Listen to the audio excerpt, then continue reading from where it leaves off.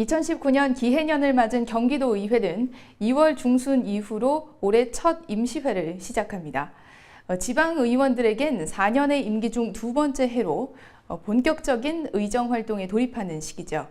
기자가 만난 사람들, 이번 시간에는 올해 첫 고향지역 경기도의원으로 고은정 의원을 만나봅니다.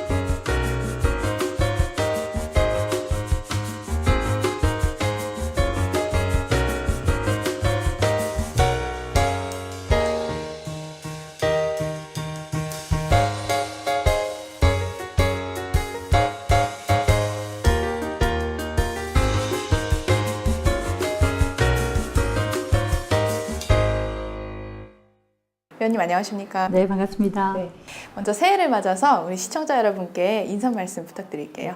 기해년 새해 경기도민의 가정의 건강과 행복 그리고 감사한 일들이 더 많았으면 좋겠습니다. 네, 알겠습니다. 올해 얘기를 본격적으로 좀 하자면 일단 소속 상임위가 경제과학기술위원회시잖아요. 구체적으로 좀 어떤 분야를 좀 다루게 되실지 궁금하거든요.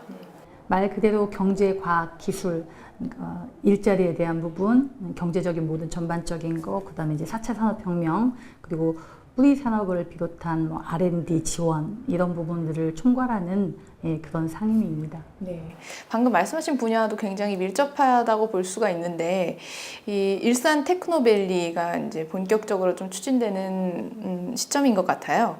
현재는 어떻게 추진이 되고 있고 또 고양시 또 경기도가 또 협조가 필요한 부분도 있다고 들었거든요. 어떻습니까?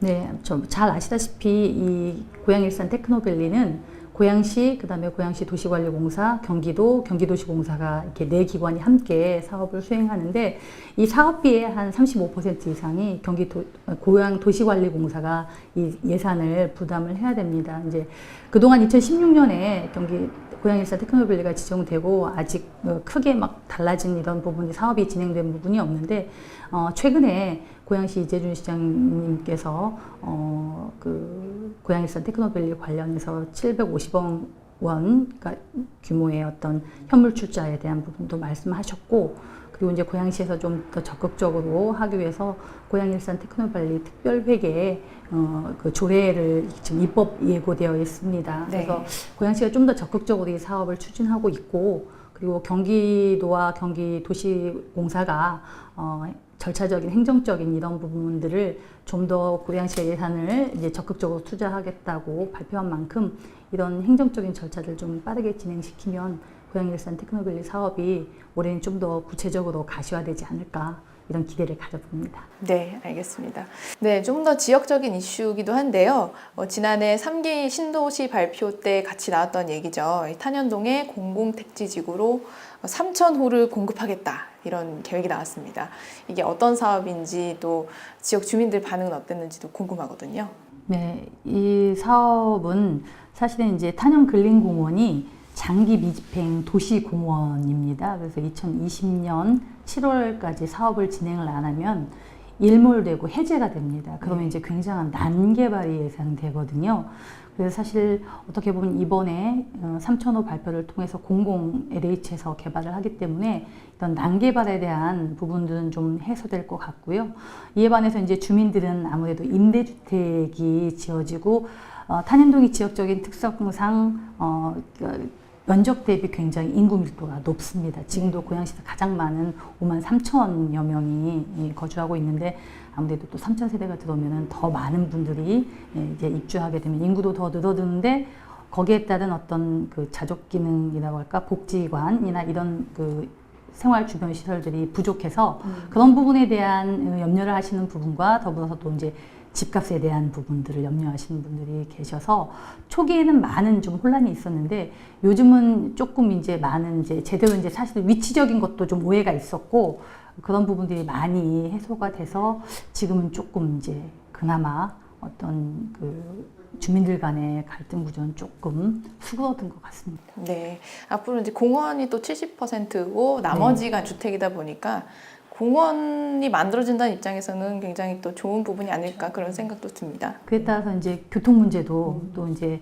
탄현역과 3,000세대 교통에 대한 부분도 대책을 마련해야 될 필요성이 있습니다. 네, 알겠습니다. 이 파주를 통과해서 고양시로도 연결되는 도로죠. 김포 관상간 도로가 지금 추진 중인데 상당히 어려움을 많이 겪었거든요. 근데 최근에 좀 변화가 있다고 들었습니다. 어떤가요? 네, 최근에 이제 그동안 사업이 김포관상간 도로가 고양시 구간이 있고 파주시 구간이 있습니다. 이제 파주시가 문제가 안 되는데 고양시 구간은 고봉산 터널 때문에 사실 이제 지금 약간 보류되어 있는 상태고요. 제 지역에 있는 부분은 탄현동은 파주시 구간이기 때문에 그나마 조금 사업이 요즘 조금 가속을 내는 게 최근에 그 지역에 국회의원이신 윤우덕 의원님과 또 파주시 최정원 시장님 그리고 이재준 시장님 LH가 함께 협의 테이블을 만들어서 사업 진행에 대한 부분들을 좀 협의를 하고 있어서 일단은 뭐 두 개 지자체와 또 수행기관이 모여서 협의를 하니까 조금 더 빠르게 좀 사업이 진행되지 않을까 그런 부분이 기대가 됩니다. 네, 알겠습니다. 또 교통 관련된 이야기였던 것 같은데 지역구의 가좌동, 송포동도 사실 그 대중교통 수요는 굉장히 높은 곳이지만 인프라가 좀 많이 부족한 상태거든요. 대책은 없을까요? 사실 이제 어떤 그 주거 지역이 형성되면서 교통 문제 그런 여러 가지 인프라들이 같이 마련되면은 좋을 텐데 그런 부분도 좀 미흡했는데요. 지금 일단은 마을버스 문제하고 사실 이제 3호선 연장에 대한 부분들이 큽니다. 그리고 이제 GTX는 연말에 착공을 했고요. 근데 이제 그러다 보니까 GTX 착공되니까 이제 송포, 송산동 주민들은 덕이 과자역에 대한 3호선 연장에 대한 부분들이 좀 빨리 됐으면 좋겠다는 요구가 있고요. 네. 그리고 무엇보다도 이제 그건 시간적인 부분이 걸리기 때문에 그렇고 대중교통 부분에 있어서 버스 노선들에 대한 부분들을 좀 더 빨리 좀 해결을 해줬으면 좋겠다라고 해서요. 송포초등학교에서 출발하는 M버스가 하나 올해 이제 운행을 시작하고요. 네. 그리고 이외에 이제 대부분 그 고양시 교통 유발 요인이 파주시 운정지구에서 들어오는 그 유입량들 때문에 그래서 새롭게 이제 파주시가 할 때 그 버스 노선이 운정 구간을 할 때 이제 송포, 송산이나 덕이동 그다음에 이제 이 탄현동 지역을 좀 우회하면서 할 수 있는 노선들을 지역의 국회의원과 또 시의원들과 함께 좀 그 방안을 마련하기 위해서 다각도로 노력을 하고 있습니다. 네, 알겠습니다. 재선 고양시 의원 출신이시죠. 네. 시의원 시절부터 굉장히 청소년 정책 이 분야에도 관심이 높으셨는데 특히 요즘 관심이 쏠리는 게 진로 체험, 진학 뭐 이런 부분들이거든요. 그래서 이 부분의 핵심은 뭐라고 보시는지 좀 효과적으로 운영되기 위해서는 어떤 부분들이 필요할까요? 일단은 이제 교육과정 속에서 자유학기제, 자유학년제가 있어서 진로 체험을 하는데 이게 어떻게 보면은 그냥 일종의 체험 활동에 그치고 있어서 아이들이 정말 자신들의 미래 직업이나 진로에 대한 고민을 하기에는 좀 부족한 것 같아요.